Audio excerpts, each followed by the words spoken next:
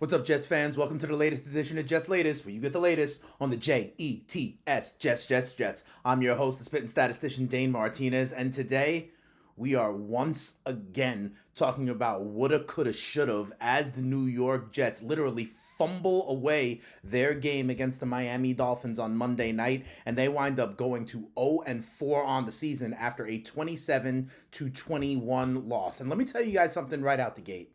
People are going to be starting to talk about Aaron Glenn. People are going to start talking about Justin Fields. It is neither one of theirs fault. Okay, yes, Justin Fields did fumble as one of the 3 turnovers, but he is making plays, a 45-yard touchdown scramble, throwing passes in the second half trying to get us back. This is the same undisciplined nonsense that Aaron Glenn tried to make a point of emphasis all summer long that truly bit us in our hind parts again. I go back to week 1, Pittsburgh, the Gibson fumble, pick 6 against Tampa in week 3. Well, put today on the list as well. And we are now literally the worst in the league, not only record-wise at 0-4, but in the all-important turnover margin category, okay? The Jets go -3 in the turnover battle on Monday night against the Dolphins, and they're -7 through 4 games. That -7 turnover rate is the worst in the NFL. I mean, literally, at the very beginning of the game, you saw the impact when Braylon Allen is going in for a score that could make it 7-3. Instead, he fumbles literally on the 2-yard line when we had dominated in that drive.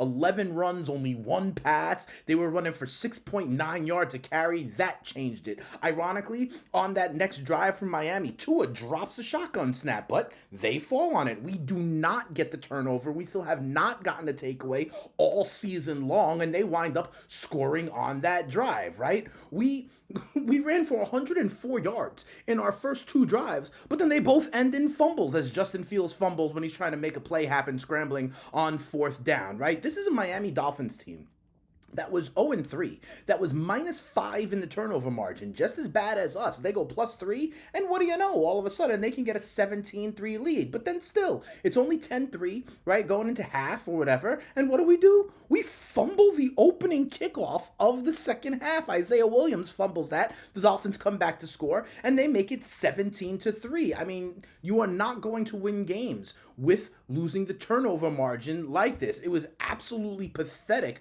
the way that they lost the turnover margin. This is what Aaron Glenn has been saying. It sounds crazy when you wind up losing, when you're 0-4, when you're losing games like this, but the turnovers have really killed the Jets all season long. I mean, in this game, we had more first downs than Miami, had more yards than Miami. We ran the ball for almost 200 yards. We were absolutely dominant at the point of attack. You heard it in the halftime show, Jason Kelsey being like, yo, they're getting whatever they want in the run game. You heard Dan Orlovsky throughout the entire game. You heard Louis Reddick throughout the entire game being like, they're doing some good things in the run game. Even after Braylon Allen goes out with an injury, we'll talk about that later on. The Jets were able to move the ball. Justin Fields able to scramble.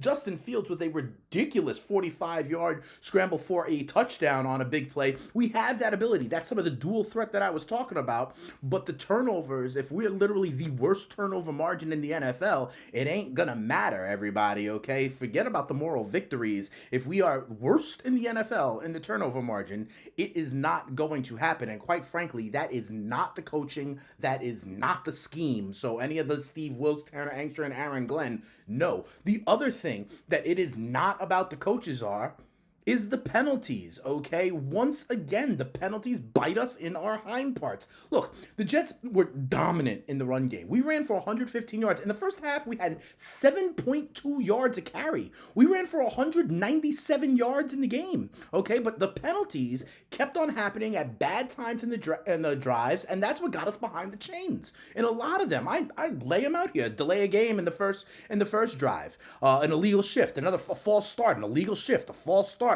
Then, even when we close to 17-10 after the great Justin Fields run, we get a unnecessary roughness on Tua Tagovailoa. That extends the drive. They then score to go up 2 scores. I mean, we had 12 penalties for 101 yards. Literally, I had the quote.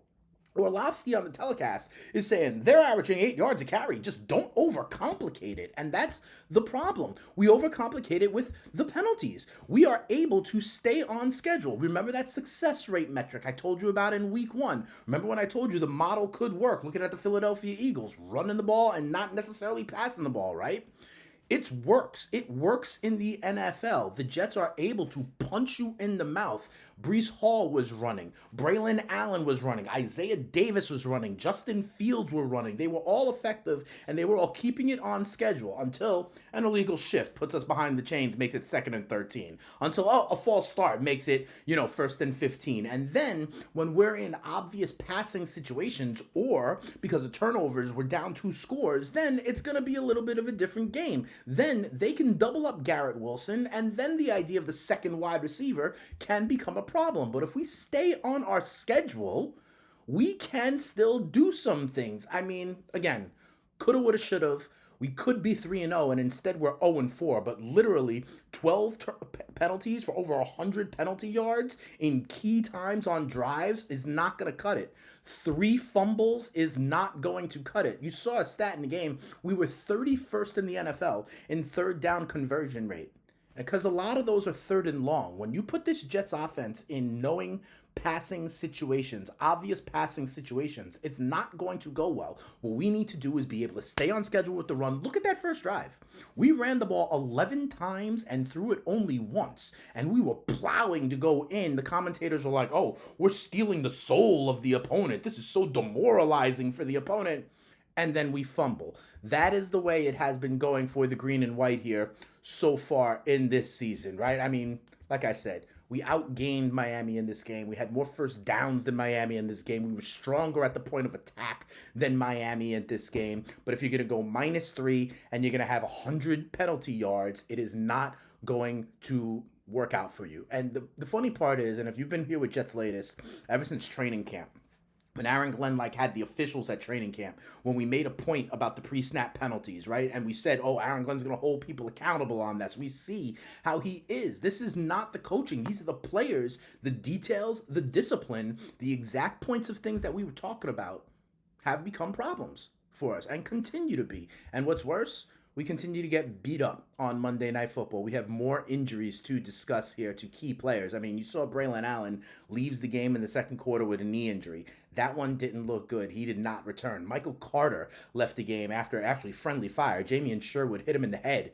He left the game in the second quarter. Remember, we are already thin at linebacker. We are already thin in the secondary. Here are some of the names that are already out, didn't play in week 4. Jermaine Johnson with the ankle. Our newest Jet, right? The cornerback Jarvis Brownlee Jr. has an ankle. Now you add potentially Michael Carter to that. And Keenan Wanu was inactive again for week 4. Remember, obviously, our linebackers, Quincy Williams, McCurry Ball. But let me tell you something. This Keeney injury is now pretty big, in my opinion. I mean, we have Keeney on the roster in Guanu as a return specialist, right? One of the best returners in the league. 4th best return yard average of all time. We saw the touchdown against Seattle last week. And now, in week 1, the Xavier Gibson fumble after Keeney gets hurt could be the difference in the game. Week 4, Isaiah Williams fumbles the second half kickoff in what turns out to be a 6-point loss. Man, another bonehead play in my mind, fair catching a punt on the 4-yard line or something like that. This Keeney injury is also pretty big, all right? And we'll see what happens because now with the linebacker level and the secondary really banged up, who do we have next? Dak Prescott and the Dallas Cowboys. Dak Prescott is playing quarterback at a Pro Bowl level. They are putting up 30, 40 points a game, so that is not the best. If I know CeeDee Lamb is going to be out, but Dak is slinging it, and we now have Brownlee down. We also now potentially have Michael Carter down. We'll see what happens with him. We'll see what happens with everybody. We'll see what people are talking about this loss. 27-21, we go down to the Miami Dolphins in another game where you could say the same thing, like against Pittsburgh, like against Tampa, where there were positives. We were dominant and running the ball, but the same stupid, silly details around turnovers and penalties are really coming back to crush this green and white of 2025. I'm going to tell you, though, I do not think this is the coaching staff's fault. I do not think this should be laid at the feet of Justin Fields either. These are silly pre-snap penalties and people not being able to hold on to the ball. If we can clean that up, it would look different. But alas, we have yet to clean it up, and it did not look different. It looks like the same new Jets. That'll do it for this episode of Jets Latest. Remember, like I say all the time, okay? Thank you for watching the videos. Thank you for liking the videos. Thank you for commenting on the videos. Tell a Jets fan friend to tell a Jets fan friend, and hopefully you're telling your Jets fan friend to not lose hope, all right? And if you want to hear more from me, spitting statistician Dane Martinez, you know I am the host of the FTN Fantasy Show over on Sirius XM. Check me out. Even if your fantasy team is 0-4, I'm here to check you out. Even if you're trying to give up on the Jets but make some money in the NFL, I can make you a better sports bettor, and FTN Fantasy is a great website with all sorts of great data to do that. Look at what you guys are saying. I mean, check this out. RBKP1W says, it's funny because the Dolphins are probably thinking the same thing, that, well, it's a must-win game against a struggling team that we should be able to beat. They didn't beat us. We gave it to them, you know? But yes, that's what teams are going to start thinking when they see the Jets on the schedule. Keep it simple, RC says, it all depended on the run game. If we couldn't get Brees or Braylon going, we'll be in trouble. Guess what? We ran for 197 yards, okay? And we still couldn't get it done. Harlan Abraham, 77-72, says, Jets should be able to win this game. They need some takeaways. Hopefully they can put some pressure on Miami's quarterback. You're right. We needed some takeaways. Going -3 wasn't the deal. The second half kickoff, fumbling right there, right when we were within 7. Literally that first drive of the game, we were establishing our identity. We were enforcing our will on the Dolphins, and then we fumbled it on the 2-yard line. That completely changed it all and really was a microcosm for it all, because in that first drive, every time we were behind, it was because of an illegal shift, a delay of game, a false start. Those are the things that are upsetting us being able to actually do what Aaron Glenn wants for this team. We'll see if it gets any different. We'll continue to talk about it all week. We'll also get you ready for week 5 against the Dallas Cowboys. I still have some faith, but some of these silly details need to absolutely get better and get better fast. We'll talk about it all week to see if it can against the Cowboys. But for this episode of Jets Latest, remember, become a Jets Latest insider. Click on that join button if you want. And you can always hit me up on social media at Spittin' Speeds. We'll talk about it all this week. But for now, for this episode of Jets Latest, we out of here. Peace.